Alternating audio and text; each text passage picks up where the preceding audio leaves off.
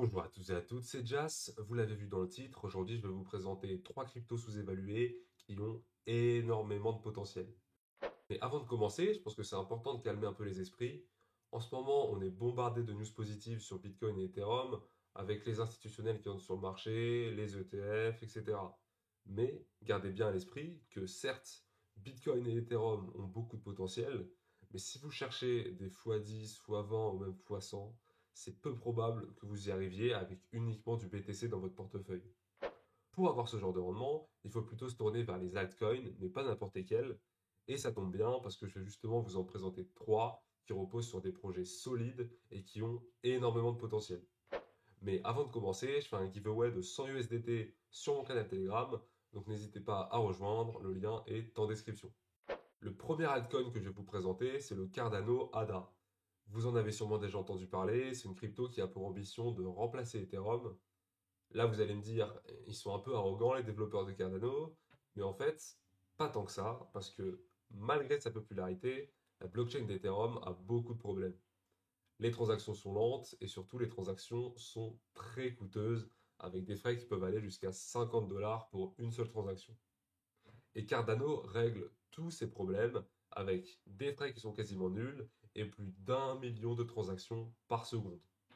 En plus, si on regarde les chiffres, le nombre de transactions sur la blockchain Cardano a augmenté de 50% pendant le deuxième trimestre. Donc ça montre bien qu'il y a un vrai intérêt autour du projet et un vrai engouement autour de Cardano. Et pourtant, actuellement, l'ADA est uniquement à 0,35 dollars.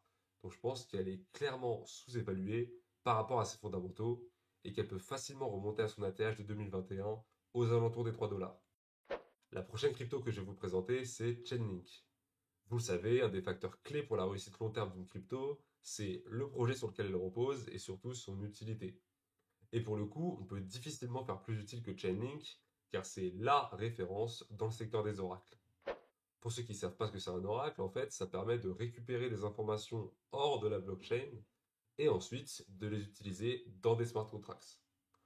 Ça peut paraître anodin comme ça, mais en fait, c'est une technologie essentielle pour les trois quarts des projets crypto. Donc là, vous avez bien compris que c'est très utile pour les développeurs crypto, mais pas que. Chainlink est aussi en partenariat avec plein d'entreprises comme Amazon, Vodafone, Google ou encore Swift qui s'occupent du réseau interbancaire mondial. Donc, niveau utilité, avec Chainlink, on est servi. Et encore une fois, avec des fondamentaux aussi solides, je pense que Chainlink pourra facilement exploser son ATH lors du prochain bull run. Donc, je le rappelle, ATH qui était aux alentours des 50 dollars. Et la troisième et dernière crypto-monnaie, c'est Cosmos Atom. Pour faire simple, Cosmos propose une solution aux développeurs pour créer des blockchains et faire en sorte que toutes ces blockchains soient connectées entre elles. Ça, c'est ce qu'on appelle le principe d'interopérabilité. Et ça, c'est un des défis majeurs pour l'écosystème crypto et Cosmos est bien parti pour le relever.